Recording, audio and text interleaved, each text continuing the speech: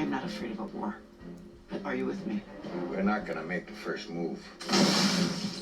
These Kansas City mooks come at you shooting. Cut the goddamn nose off their face. Your Indian killed him. I didn't know that was happening. I want to know what they're gonna do before they do it. Otherwise, you can die with the rest of them. Shoot my goddamn son! The kid said it should be family that pulls the trigger, which is true. 17. Harry? Go inside now, Peggy. When they find you, darling, I'm gonna make you bleed.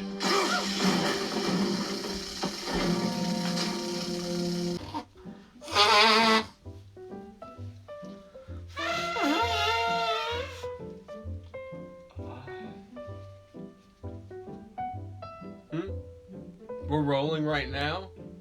Oh, hey everyone, and welcome to Greenlight Cinema. Sorry, my sinuses are a little messed up. You see, here in Virginia right now, we're having a little bit of mixed weather. The winter is, anyway, welcome to the show. I'm Brandon, and this is a Fargo review for Episode 7, Part 2. I'm glad to talk to you guys, or I'm glad I'm able to talk to you guys, because this sinus infection, the quarantine, you know, the coronavirus, miss my kids. But let's talk right now about about Fargo Episode 7, Part 2. Now, if you guys remember in my last review, we last left off about Betsy and her busting in the door. Jeez. I love how Nick Offerman just smiles right here. Carl! His character's not even scared at all. To get yourself shot. Your lesser half gave us a key. Asked us to look out for you and the little one while he's gone. Do I strike you as someone who needs looking after? You do not. No, she does not. But he asked, so here we are. See why they call me the Breakfast King of Loyola. Alright. Alright, so we see Betsy is not a woman that needs looking after. But cut to, now here we get a little rough. And I ended it actually right here in my last review for Episode 7. Bear and Simone take a drive. And he knows now that she has been working with the enemy. She's been a spy the whole time with the enemy. So he gets rid of her.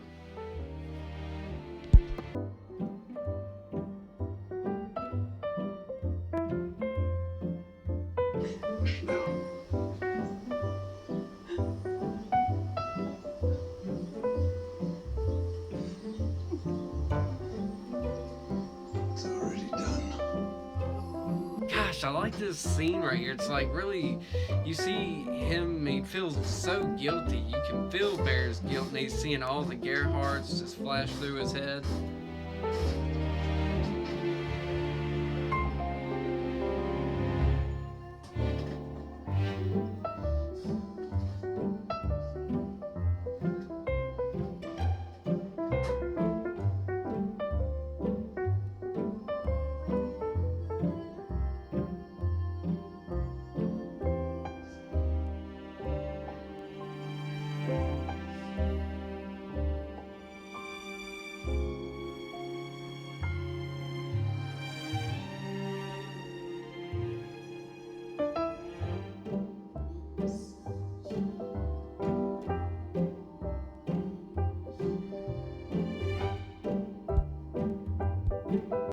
Yes, that was reused footage because I almost did this whole episode surprise, and surprise, YouTube robots got on to me and was like, too much footage, break it down.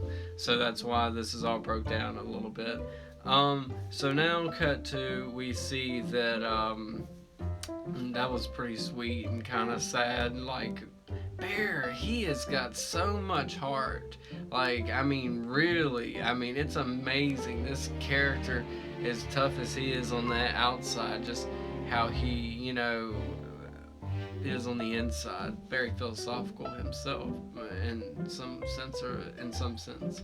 But he returns home, and we get the first of many of this series of hey, phone call for you. They say they got Dodd, and he does not like these messages. He wants them to stop. Says he knows Dodd, where he is. It goes back this guy. You tell me to sell that shit someplace else. How we got all the crazy we can handle. Bear does not want any part of a phone call for Dodd or about Dodd's whereabouts. No. And yeah, he wasn't too happy about that. I believe they do have all the crazy they can handle. So cut to now, we get a call from Lou. He's checking on Betsy and seeing how she's doing and everything. And here we get another little sweet scene with them. And I really like them. They really work as a couple.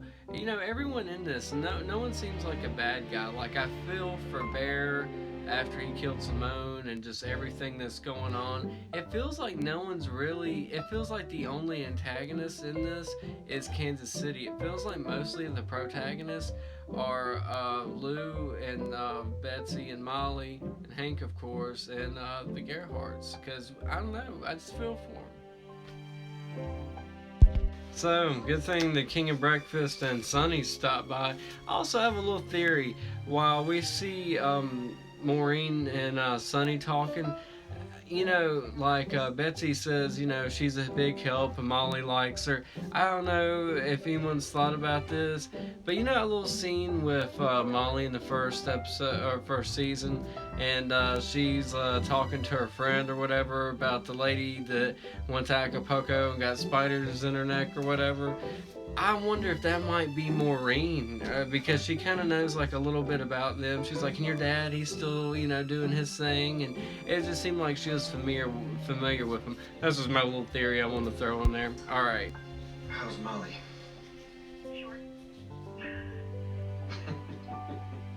And Noreen, she's still there? Yeah, she's good. Molly likes her, and she's helping. Better in some, worse in others. Well, can you rest? How am I supposed to rest? You keep telling me how bad things are. Not bad, My daughter? I'm trying. Your dad says hi. Say hi back. Tell her don't forget to feed my cat. He said to tell you. No, yeah, I heard. Woo! He gets hot in here making these reviews. So, now, I love that little scene. I thought it was real sweet with Lou and Betsy and everything. She really does care about him and her condition too, you know, like for her to be worried about him, it's just amazing.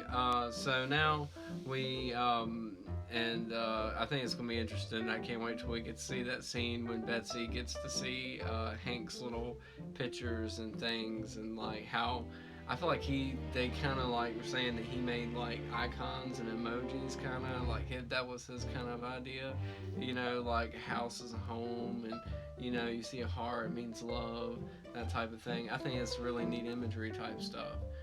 Really cool. So we hear Hank say, sounds like Floyd's gonna go ahead and flip, and she does, and she gives out a lot of interesting information. Well, looks like Floyd's gonna flip. Yeah? Yeah, took some doing, but we convinced her the only way this thing was gonna end up in the win column was if she puts us in the game. Like how Floyd here really just gives her heart and pours it out, because she does not want to snitch, but she has to protect her family, and she probably wouldn't do this if Otto wasn't dead, and you know, things have just gotten the way they are. But like Hank said, they pretty much convinced her that this is the only win for them. Kansas City runs most of their dope through an outfit called Legit Trucking out of Cincinnati. My information is they hide it in the tires. here in town. They store their gag in 2 different places. There's a nail salon on Robertson and an auto repair shop on First. Check the air pump inside. Also, I hear they got weapons stashed on the roof.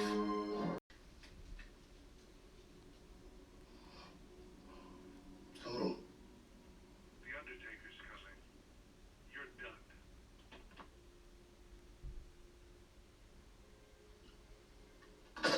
Some pretty interesting stuff there. Floyd was giving away the legit trucking. I wonder if it's going to pop up in Fargo season 4 at all. I just think that would be kind of fascinating because they, like I posted in that last discussion video that the same Kansas City from season 2 is the same Kansas City from season 4.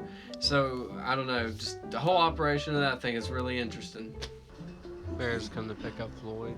And she has instructions, and he don't want no part of it. Don't care how Morrison is wet. Gotta finish him while they're breathing. Now here's going to be a little confusing, and this is what I'm talking about. Where this episode, and I mentioned this in part 1, this episode feels like things that are going to be set up, and then things that are going to be developed later. Like, for instance, Hank says that the Indian, talking about Hansi, shot up a bar or whatever. We haven't seen that yet in this episode. He's speaking of something that's going to happen in episode 8, which I found fascinating. Indians shot 2 troopers in South Dakota. What Indian? Ours. The description matches the Gerhardt's man missing. Where? Sioux Falls.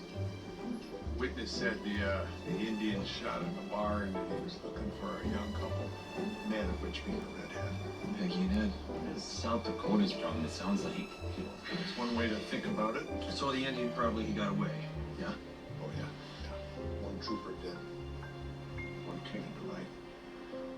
Still, pursuit means they could be close. Peggy and Ed hold up somewhere. Around the road. And then Lou speculates and says something I thought was interesting and odd, because from just talking to Hank, he really has never seen Hansi. He's only like heard things about Hansi, and he just says, He's like, wherever Hansi goes, he's like, normally the Indian goes with him. And I'm not making a big complaint here. That's just a little thing. But I thought that was just kind of like, where'd that come from? But I like this little scene too with Ben, where he's like, it sounds like South Dakota's problem if you ask me. And then Lou just kind of like, whatever. And then he continues to say something else, like, we just let the Gerhardts go on a free pass. And Lou's just like, man, you're a terrible cop, bro. Usually where the Indian goes, Dodds are. Witness just saw the Indian. Except remember, we just promised to give the Gerhardts a free pass. You better run it by the captain, that's all I'm saying. You're a shit cop. You know that, right? Getting promoted next month, so how bad could it be? Stay there. Maybe we'll go see if we can save the day.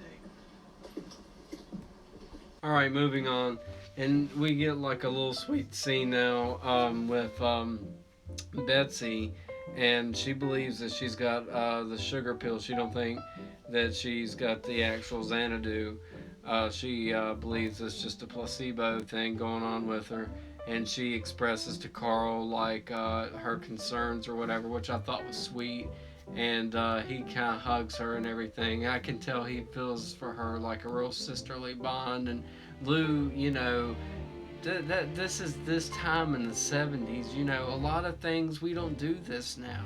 You know what I mean? Or maybe sometimes we do, but it feels like things get overlooked.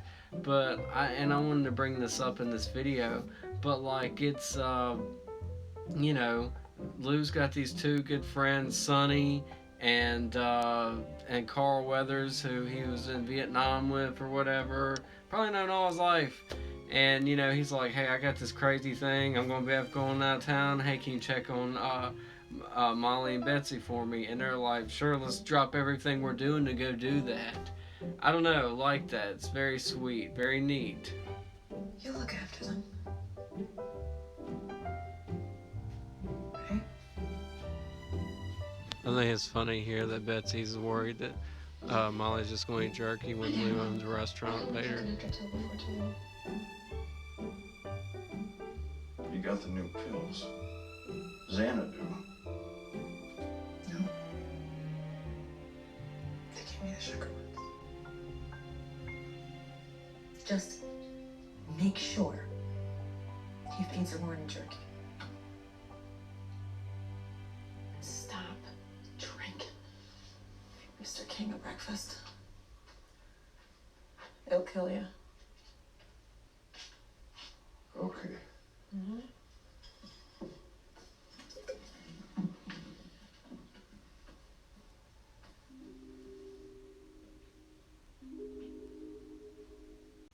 I love Nick Offerman, and he was just terrific in this. He's terrific in everything. So moving on, now Betsy, she goes to go feed Hank's cats, her dad's cats, and this is when she discovers what I was talking about, all that like crazy language that she sees, and it is just so bizarre. And she later in episode, I think 10, we'll discuss, and in that review, she's like, "So, Dad, explain that stuff to me." I just think it's funny. Betsy's looking at all her pictures of her and her family, and I think it's pictures of her and her sister. But it's cool because Hank mentioned his wife in this episode. I didn't show that part, but it showed Hank's wife, Betsy's mom, Molly's grandmother would have been. I just wanted to mention that. I think it's kind of neat.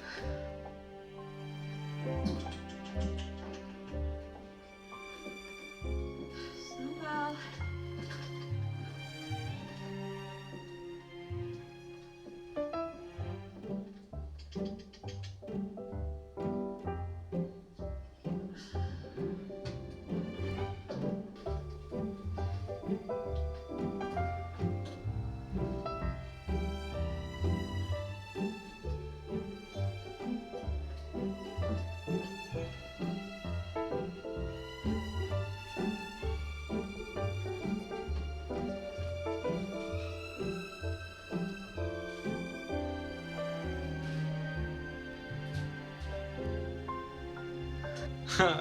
Betsy's like, what in the world did I just see?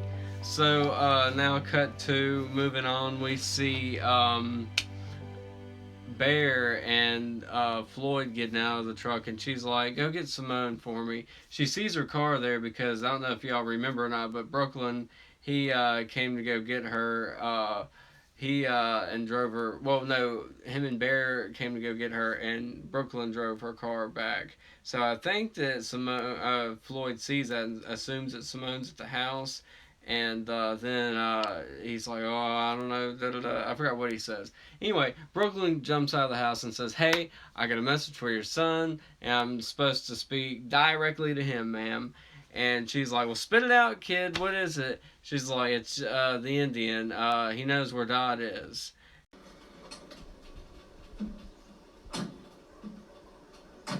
Tell Simone to come see me. I want to apologize for yesterday. She left in a hurry when you were took. Don't think she's back yet. Sorry, Mrs. But, What? What is it? it's for your son, ma'am.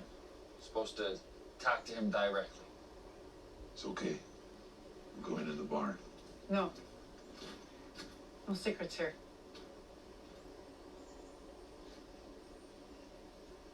Well, what is it, kid? Spit it out. Your Indian is on the phone. Hansi says he found Dot.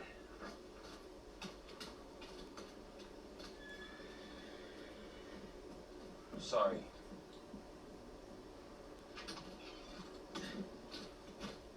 Bear's running like, I don't know how this phone call's gonna go, but we'll see it in episode 8. Now, last scene of this episode, Mike Milligan, he's all dressed up and ready for the Undertaker to come. And I don't blame him for this part. Who would wait around to be murdered? And spoilers, you know, as you'll see, he takes care of business. Him and I want to mention this too. I don't know if anyone else has ever paid attention to this or noticed this, but while I was revisiting this episode, I noticed that because Wayne Kitchen died, we hear one of the Kitchen brothers speak. That's the only one. That's the only person that could have been in that hotel room. I don't know anyone else that was in that hotel room other than Mike and Gail Kitchen, because they say the Undertaker's here, but they don't show it. Someone off camera saying the Undertaker's here, and he does this to his head, and then we see what happens.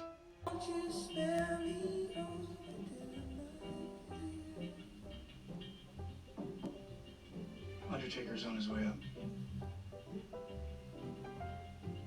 Well, what is this that I can't see with my eyes closed? It's taking hold of me. Well, I am mechanic, so I open the door, get up in the air. I'll come with me. I ain't dead, I come to take this soul and leave the body, and I lose the cold. Where does it say Planter can't stop shitting the bed? Gentlemen.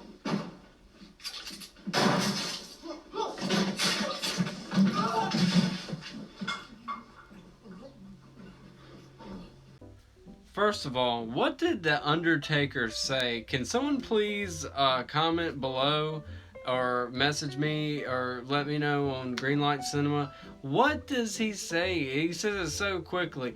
But not only was that quickly, was that death scene quickly? It was like, bing, bang, boom, these guys are dead. I like that. And then he's like, bag them, drop them in the woods. And then we cut to the very, very last scene of this episode, and he gets a call from Ed Blomquist the Butcher.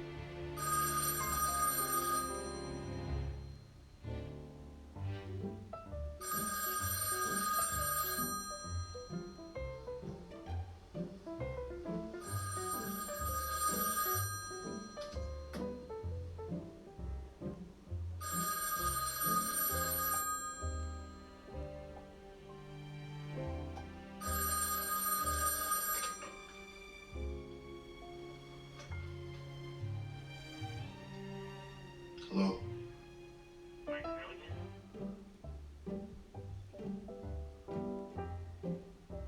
Yes.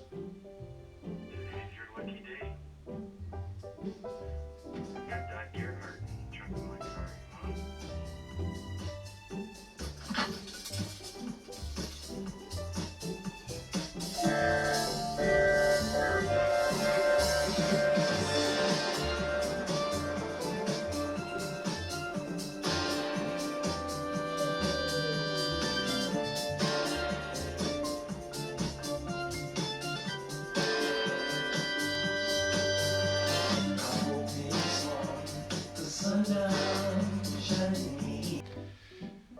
I got a Gerhardt in the back of my trunk. It's died. Alright. Man, I like this episode and I like where this is going. So we got 3 more episodes left. 8, 9, and 10. I hope that you guys enjoyed this. And if you guys hadn't already, please like and subscribe. And I hope you guys really are enjoying this. Please find me on Facebook, Greenlight Cinema, and let's have some more discussions and things. I'll be shortly working on those episodes soon, so stay tuned. And see you guys. Bye. Hope you guys get better and stay well with this whole quarantine thing. And I just want to tell you guys good night from Greenlight Cinema. Might in Star Virginia.